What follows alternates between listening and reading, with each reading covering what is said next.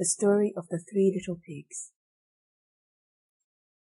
Once upon a time when pigs spoke rhyme, and monkeys chewed tobacco, and hens took snuff to make them tough, and ducks went quack, quack, quacko, there was an old sow with 3 little pigs, and as she had not enough to keep them, she sent them out to seek their fortune. The first that went off met a man with a bundle of straw, and said to him, "Please, man, give me that straw to build me a house." Which the man did, and the little pig built a house with it. Presently came along a wolf, and knocked at the door, and said, little pig, let me come in." To which the pig answered, "No, no, by the hair of my chinny chin chin." The wolf then answered to that, "Then I'll huff and I'll puff, and I'll blow your house in." So he huffed, and he puffed, and he blew his house in, and ate up the little pig. The second little pig met a man with a bundle of furze, and said, "Please, man, give me that furze to build a house." Which the man did, and the pig built his house.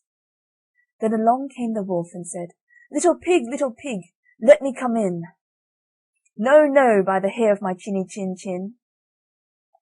"Then I'll puff and I'll huff, and I'll blow your house in." So he huffed, and he puffed, and he puffed, and he huffed, and at last he blew the house down, and he ate up the little pig.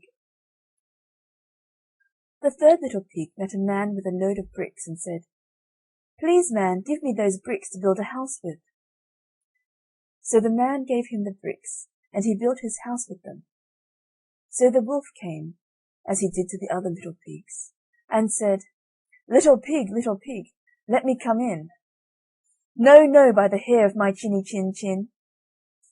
"Then I'll huff and I'll puff, and I'll blow your house in." Well, he huffed, and he puffed, and he huffed, and he puffed, and he puffed, and he huffed, but he could not get the house down.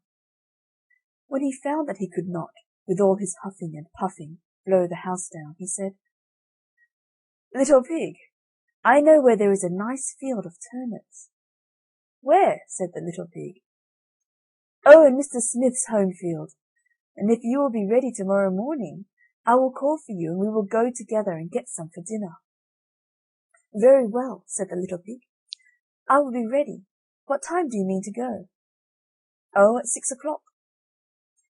Well, the little pig got up at 5, and got the turnips before the wolf came, which he did about 6, and he said, little pig, are you ready?" The little pig said, "Ready! I have been and come back again, and got a nice potful for dinner." The wolf felt very angry at this, but thought that he would be up to the little pig somehow or other, so he said, little pig, I know where there is a nice apple tree." "Where?" said the pig.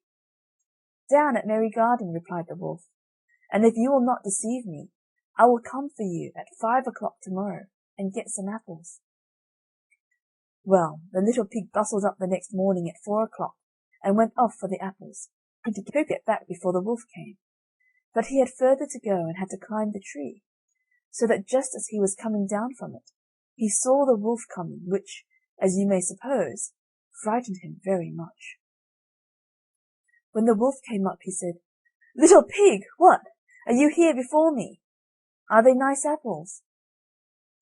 "Yes, very," said the little pig. "I will throw you down one." And he threw it so far that, while the wolf was gone to pick it up, the little pig jumped down and ran home. The next day the wolf came again, and said to the little pig, little pig, there is a fair at Shanklin this afternoon. Will you go?" "Oh, yes," said the pig, "I will go. What time shall you be ready?" "At 3, said the wolf. So the little pig went off before the time as usual, and got to the fair, and bought a butter churn, which he was going home with when he saw the wolf coming. Then he could not tell what to do, so he got into the churn to hide, and by so doing turned it round, and it rolled down the hill with the pig in it, which frightened the wolf so much that he ran home without going to the fair.